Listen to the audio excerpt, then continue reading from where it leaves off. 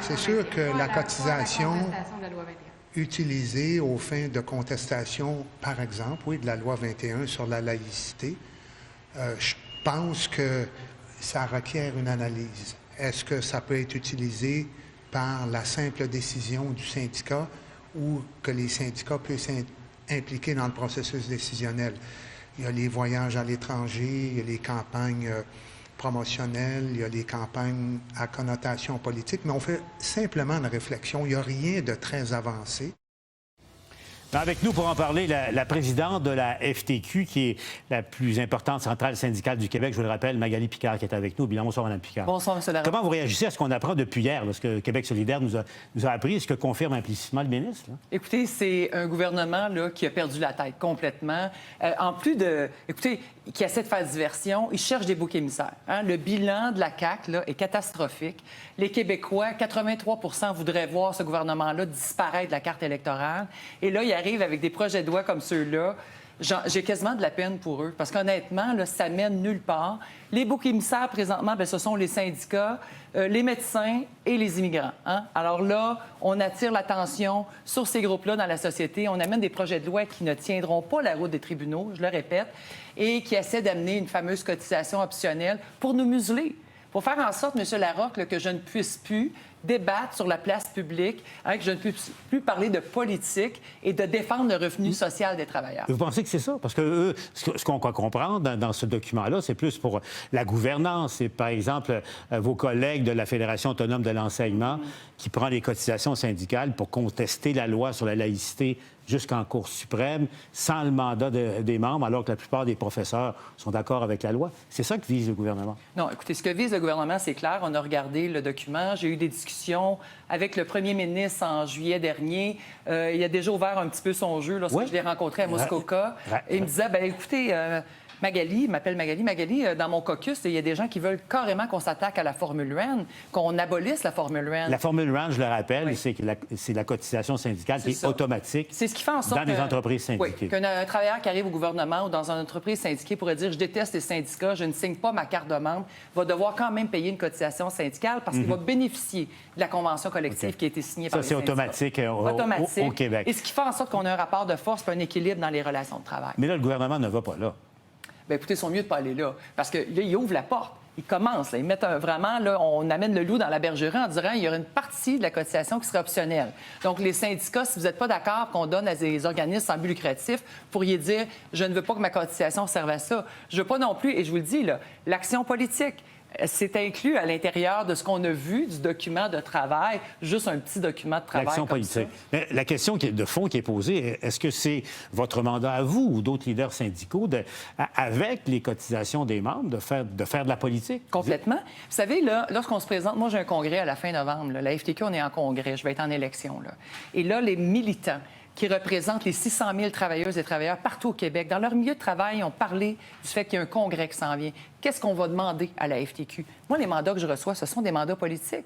Lorsque les travailleurs disent on veut avoir des subventions, on veut des garderies subventionnées, on veut avoir des meilleurs soins de santé, des meilleurs services publics, on ne veut pas voir notre électricité privatisée, ça, c'est des enjeux politiques. Monsieur Larocque, si demain matin, là, on parle beaucoup de la FAE puis de la loi sur la laïcité... Oui, mais parlons-en.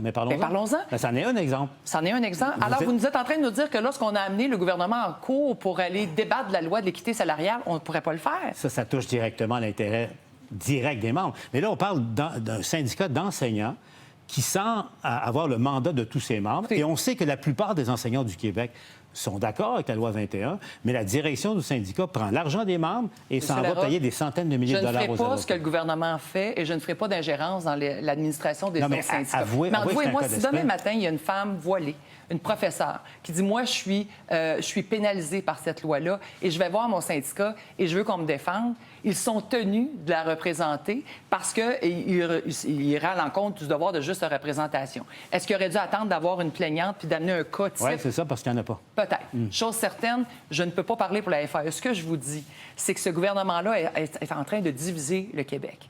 Et là, c'est très populiste ce qu'il essaie de faire, puis on ne se laissera pas faire. Ce qui est sur la table actuellement, ils rentrent dans les statuts, dans ce qui nous gouverne comme syndicats.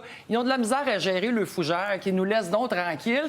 On est capable de s'occuper. On a des instances démocratiques. Il n'y a rien de plus démocratique que les syndicats. On voudrait même que les membres, pour les cotisations syndicales, que les 600 000 membres votent dans un vote secret. C'est comme si je disais au ministre Girard demain matin, votre prochain budget, là, c'est pas les 125 députés à l'Assemblée nationale qui doivent voter, c'est tous les Québécois. Moi, si demain matin, je disais, je suis pas d'accord avec les Kings de Los Angeles, je veux avoir ma partie, que je contribue à mes impôts, c'est de ça dont on parle. C'est complètement ridicule. Monsieur Larocque, là, c'est quoi la légitimité du gouvernement actuellement? On la connaît pas. Personne ne veut les voir au pouvoir. Qu'est-ce que vous posez la question de la légitimité de ce gouvernement d'agir? C'est quoi l'intention derrière ça? Mais là, ils n'ont plus cette légitimité-là. C'est grave ce qu'on amène. On est en train d'amener des réformes. La loi 14 qui entre en vigueur à la fin novembre, on entre dans le Code du travail qui est la fierté des Québécois, de notre crédibilité à travers le pays et les autres pays du monde développé.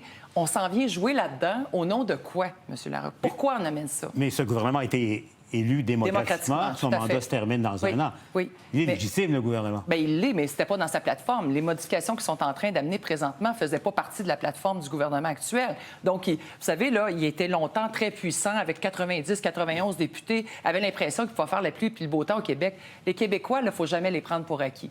On est un peuple intelligent, dégourdi, puis à un moment donné, c'est assez. Ce gouvernement-là nous a démontré qu'il n'est pas capable de gérer le Québec, veut nous amener volontairement dans le chaos. Là, on s'en va dans une bataille incroyable pendant qu'on a un président américain qui attaque nos industries au Québec, où on devrait être solidaire comme jamais, travailler pour être capable de garder nos jobs ici, représenter, défendre nos travailleurs. Pendant ce temps-là, on amène des reculs dans notre Code du travail, on s'ingère dans la démocratie syndicale pour essayer d'enlever au monde ordinaire ce qui nous reste pour nous défendre. C'est vraiment invraisemblable. Demain, vous allez rencontrer le ministre du Travail. Oui, demain. Qu'est-ce que vous allez lui dire? Ah, bien, écoutez, celui qui demande la rencontre, moi, ma confiance, elle n'existe plus.